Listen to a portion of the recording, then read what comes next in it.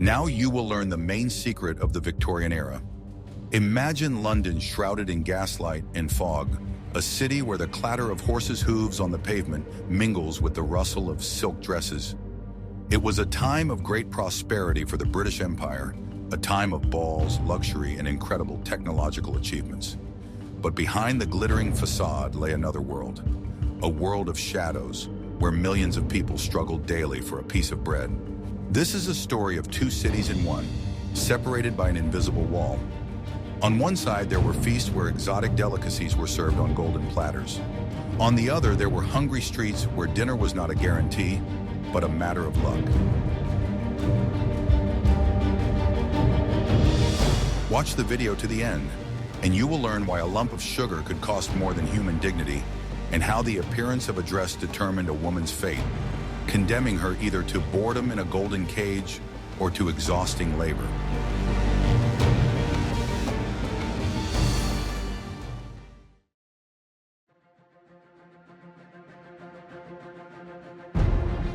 I will reveal the most closely guarded secret of the Victorian elite. It was not just about food, but about demonstrating power and status through gastronomic excess. A banquet in a wealthy home was not a dinner, but a theatrical performance designed to impress the guests. The menu for such an evening could consist of dozens of courses, each more elaborate than the last. Turtle soup, pâté made from exotic game, whole swans baked and decorated with their own feathers. All this was the norm. Chefs competed to create veritable culinary sculptures that first delighted the eye and then the stomach. Dishes brought from the farthest corners of the empire were considered particularly chic. Mangoes from India, pineapples from the West Indies, spices that cost a fortune. Serving such products at the table was a silent statement about the wealth and connections of the host. The tables were laden with silver and gold tableware, the finest porcelain and crystal. Huge centerpieces of flowers and fruit reached a meter in height. Each dish was served on a separate plate, and each type of food had its own special cutlery. The amount of food was calculated to impress. Most of these culinary masterpieces remained untouched. It was not the fact of satiety that was important, but the demonstration that the host could afford to throw away a fortune. While the guests enjoyed champagne and exquisite desserts, a completely different life was unfolding outside the walls of their mansions. Servants, who worked 16 hours a day, could only dream of eating the leftovers from the master's table. But even they were luckier than those outside this world of luxury. Wine flowed freely, and the cost of one such dinner could feed several poor families for a year. It was a feast during the plague, only the plague of poverty was raging not somewhere far away, but right outside the windows of the banquet hall. Every bite swallowed was a symbol of the gulf that divided society. This division was so deep that it seemed as if the rich and the poor belonged to different species. They breathed the same air, but lived in completely different universes. One universe was filled with light and aromas, the other with darkness and despair.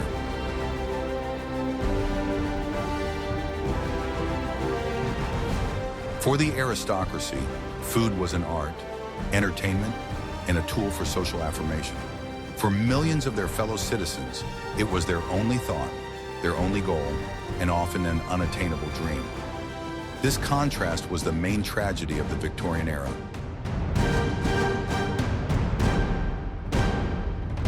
Do you think anything has changed dramatically in our time? Or do such feasts still take place against a backdrop of hidden poverty? Share your opinion in the comments.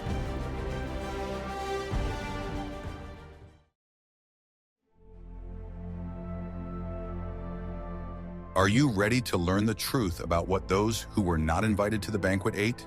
For the vast majority of Londoners, the daily diet was meager and monotonous. The staple food was bread, not fresh and fluffy, but cheap, stale, and often mixed with chalk to increase its weight. Meat was an unaffordable luxury that appeared on the table at best once a week. Usually it was the cheapest trimmings, tendons, and offal, which were used to make thin soup. A piece of real meat was a sign of a holiday or incredible luck. Vegetables were also rare guests on the poor man's table. Potatoes, cabbage, and onions were probably the entire available assortment. Fruit was considered a delicacy for the rich, and its appearance in the diet was something out of the ordinary. A typical working-class family dinner consisted of boiled potatoes with a piece of bacon or herring. Tea was the most popular drink, but it was not the aromatic beverage drunk in living rooms. It was a weak, almost colorless brew, drunk with a little sugar to provide at least some energy. Street food was an important part of the diet. Stalls sold eels and jelly, cheap pies with dubious fillings, and oysters, which were the food of the poor at the time. The quality of such food was very low, but it allowed you to quickly satisfy your hunger. Many poor people suffered from chronic malnutrition. Their diet was rich in carbohydrates, but catastrophically poor in vitamins and proteins. This weakened the body and made it vulnerable to various ailments.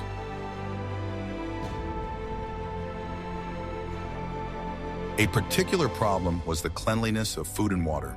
Milk was often diluted with water and, as already mentioned, foreign substances were added to bread. Water from street fountains was dirty and caused constant health problems. Buying food was a daily quest. The poor lived from paycheck to paycheck, which was barely enough for the bare necessities. They bought food in small shops, where they were often sold the lowest quality goods on credit at exorbitant interest rates. The contrast with the banquets of the aristocracy was simply monstrous. While at one end of the city untouched swans were being thrown away, at the other end a family was sharing one smoked herring between them. Two worlds existed side by side, but were separated by a bottomless chasm. But what if I told you that even within this system there were even deeper divisions, based not on money, but on who you were born to be? In the next chapter, we'll talk about the invisible walls that surrounded every woman of that era. This is what happens behind the closed doors of a Victorian home. A woman's fate, regardless of her background, was predetermined from birth. Her world was limited by a set of strict rules and expectations that bound her more tightly than the tightest corset. For a woman of high society, the main goal in life was a successful marriage. Her education was superficial and boiled down to the ability to make small talk, play the piano, and embroider. Deep knowledge of science or politics was considered indecent and could scare off potential suitors. Her entire life was subject to strict etiquette. She could not appear in public unaccompanied, could not work or have her own money. After marriage, all her property, if she had any, came under the complete control of her husband, and she became his legal property. Her world was a golden cage. Her day was scheduled down to the minute. Morning visits, fittings at the dressmakers, social gatherings. However, behind this glittering facade lay boredom and a complete lack of self-fulfillment. For a woman from the lower class, the situation was even worse. She was deprived of even the illusory protection of the golden cage. She had to work on a par with men, but she received 2 or even 3 times less for her labor. The most common professions were servants, seamstresses, or factory workers. Working conditions were grueling, and the working day lasted 12 to 14 hours. At the same time, she also had to run the household and take care of the family. A married woman from the working class was completely dependent on her husband. She had no rights. Domestic violence was commonplace, and society turned a blind eye to it, considering it an internal family matter. An unmarried woman left without a means of subsistence found herself in a desperate situation. She had few choices: either starvation, work in a workhouse with its humiliating conditions, or the most terrible path of all, the street. Thus, regardless of social status, women were second-class citizens. One was an expensive ornament, the other a workhorse, but neither had a voice or the right to control their own lives. This system was beneficial to a society built on male domination. It ensured stability and order, but the price of this order was millions of broken lives. Women were merely shadows of men, reflections of their status and wealth.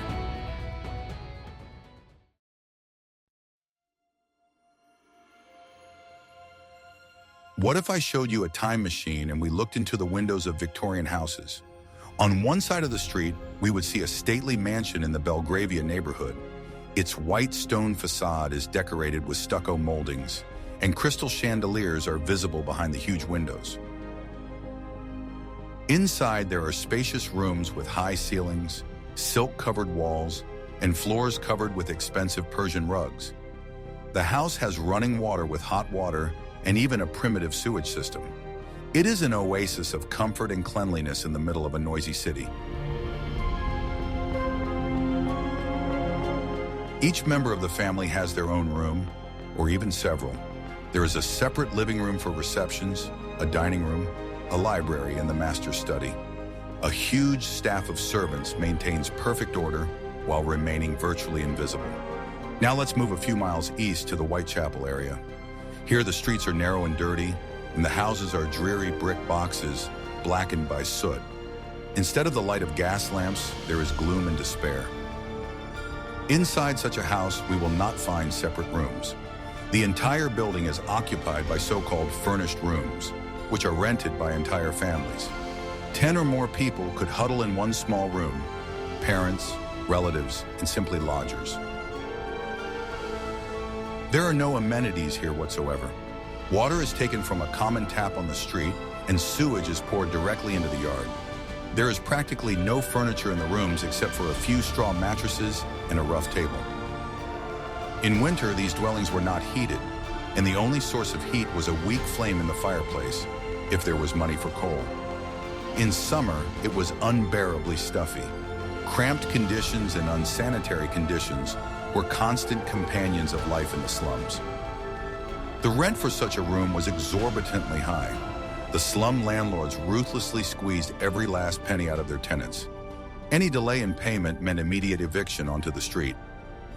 The contrast between a mansion in the West End and a room in the East End was not just a difference in comfort, it was a gulf between two civilizations. The inhabitants of these two worlds almost never crossed paths except in a master-servant relationship. These two types of housing were the material embodiment of social inequality. Some were born to live in spaciousness and cleanliness, others to spend their entire lives in cramped and dirty conditions, and there was virtually no chance of escaping this trap. What do you think was the hardest thing about living in such conditions? The lack of personal space or the unsanitary conditions?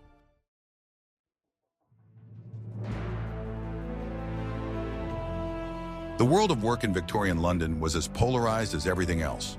For a gentleman of high society, the very idea of working for money was considered humiliating.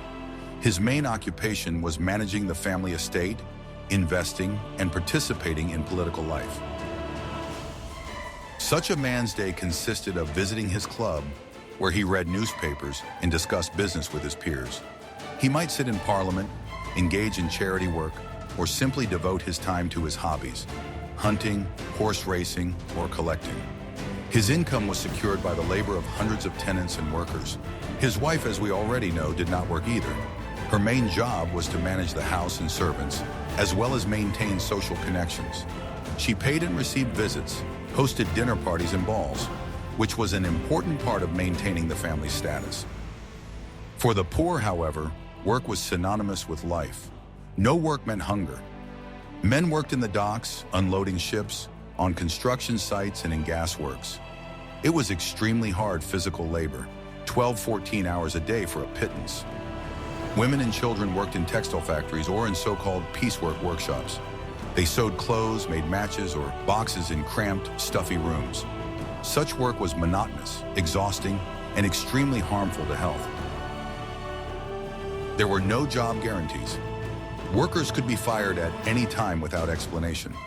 There were no sick days, no vacations, and no pensions. Any illness or injury put the entire family on the brink of survival. A huge number of people worked on the streets. They were shoe shiners, flower sellers, and newspaper delivery boys. Their income was unstable and completely dependent on luck and the weather. The contrast was striking. Some suffered from boredom and idleness, others from backbreaking labor. Some took money for granted, others fought for every penny. Some ruled empires, Others could not even control their own destinies. The system was designed to maintain this inequality. Education for the poor was minimal and prepared them only for the role of obedient workers. Any attempts to unite to defend their rights were brutally suppressed. Thus, work, or the lack thereof, was the main marker of social status. It determined everything: where you lived, what you ate, how long you would live. It was not just an economic category, but a life sentence.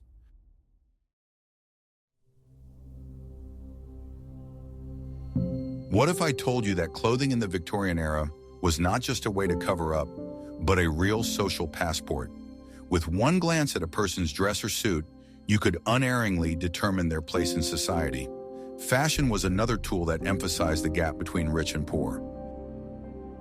A wealthy lady's wardrobe consisted of dozens of elaborate outfits. She had dresses for morning visits, for walks, for lunch, for dinner, and for balls. Each dress was custom-made from expensive fabrics, silk, velvet, satin, and decorated with lace, ribbons, and embroidery. The female silhouette was formed by a complex structure of a corset, crinoline, or bustle. Such clothing was not only expensive, but also incredibly uncomfortable.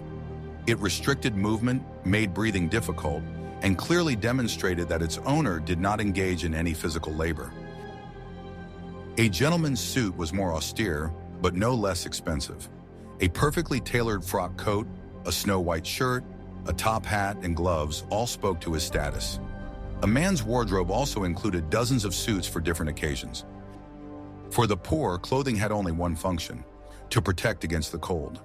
It was made of the coarsest and cheapest fabric, such as cotton twill. Often, these were clothes bought in secondhand shops, altered and patched countless times. Many people had only one set of clothes, which they wore for years until it fell apart. They were rarely washed, as soap was expensive and there was nowhere to dry clothes in cramped rooms. Worn and dirty clothes were a sign of poverty. Shoes were an even bigger problem. Many poor children went barefoot even in winter. Adults wore rough, worn-out boots that constantly leaked. Even the colors of clothing indicated status. The rich could afford bright and light-colored outfits because they had the opportunity to clean them often. The poor wore dark, non-marking colors that did not show dirt as easily. This difference in clothing created an invisible barrier. A person in rags could not enter a decent store or restaurant. Their appearance immediately revealed their origins and closed all doors to them. Thus, fashion was not just a whim, but a powerful tool of social segregation. It made inequality visible and tangible. People were greeted based on their clothes, and their clothes were used to make a final verdict about their place in the world. In the next chapter, you will learn how these two different worlds entertained themselves.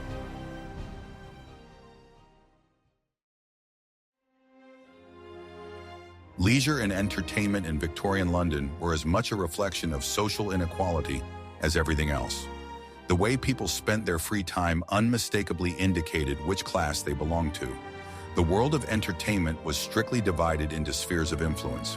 For high society, the center of cultural life was the opera in Covent Garden and private theaters. Going to the opera was not so much an act of love for the arts as it was an important social ritual.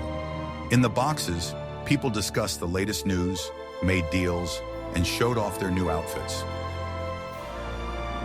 In addition to the theater, the aristocracy entertained themselves at private balls held in their London mansions. There were also exclusive gentlemen's clubs where gentlemen could smoke, play cards, and engage in political debates away from the ears of women. They spent their summers at their country estates, hunting and picnicking. The working class had its own, much more modest and affordable entertainment. The main center of social life was the pub. Here, after a hard day's work, men could drink beer, discuss the news, and forget about their problems. Music halls were hugely popular. These were large halls where, for a small fee, you could watch a variety of performances. Singers, comedians, acrobats, and dancers performed on stage, often performing crude but understandable acts that were close to the hearts of the common people. The music hall was a place where the poor could laugh at their problems and even at the rich. It was an outlet that allowed them to let off steam and feel a sense of unity with others like themselves. The atmosphere there was noisy, cheerful, and completely democratic. Another popular entertainment was public executions, which attracted huge crowds until the middle of the century. People came to them as if to a show with food and drink. It was a cruel but accessible spectacle. Working-class families tried to spend their weekends outdoors. They went on picnics to parks or the outskirts of the city. Fistfights and cockfights were also popular, even though they were officially banned. Thus, even in their leisure time, the two Londons did not intersect. Some sought refined entertainment that emphasized their elitism. Others sought simple and boisterous fun that helped them forget their hard lives.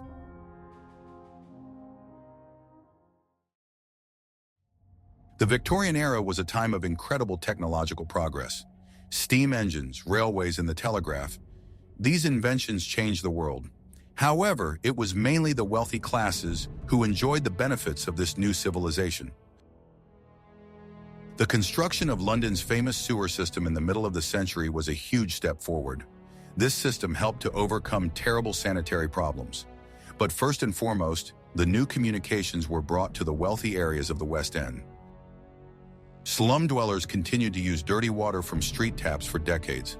Access to clean water and sewage systems remained a privilege rather than a right for them. This clearly demonstrated whose health and comfort were prioritized by the authorities. Gas lighting, which made the streets of London safer and brighter, was also unevenly distributed. The central streets and wealthy neighborhoods were flooded with light. At the same time, the alleys of the East End were plunged into darkness, becoming an ideal place for crime. A new form of transport, the railway, opened up new opportunities for travel. Wealthy English people could travel comfortably around the country and Europe. For the poor, however, travel remained an unaffordable luxury. Even an invention such as photography was initially only available to wealthy people. A family portrait taken in a photo studio was a source of pride and a status symbol. The poor often had no images of their loved ones. Medicine also made great strides, but quality medical care was expensive. The rich could afford private doctors and treatment at resorts. The poor, on the other hand, turned to charity hospitals where conditions were terrible and the level of care was low. Thus, technological progress did not narrow the gap between the two classes, but rather widened it. New technologies became yet another status symbol. They made the lives of the rich even more comfortable, while the lives of the poor changed very slowly. Engineering achievements primarily served those who could pay for them. For slum dwellers, steam locomotives and the telegraph were something from another, unattainable universe. They lived in the same city, but were technologically decades behind. This selectivity of progress was one of the most cynical features of the era. Great inventions that were supposed to serve all of humanity became, in practice, instruments of further social stratification. The gap between rich and poor became technological as well.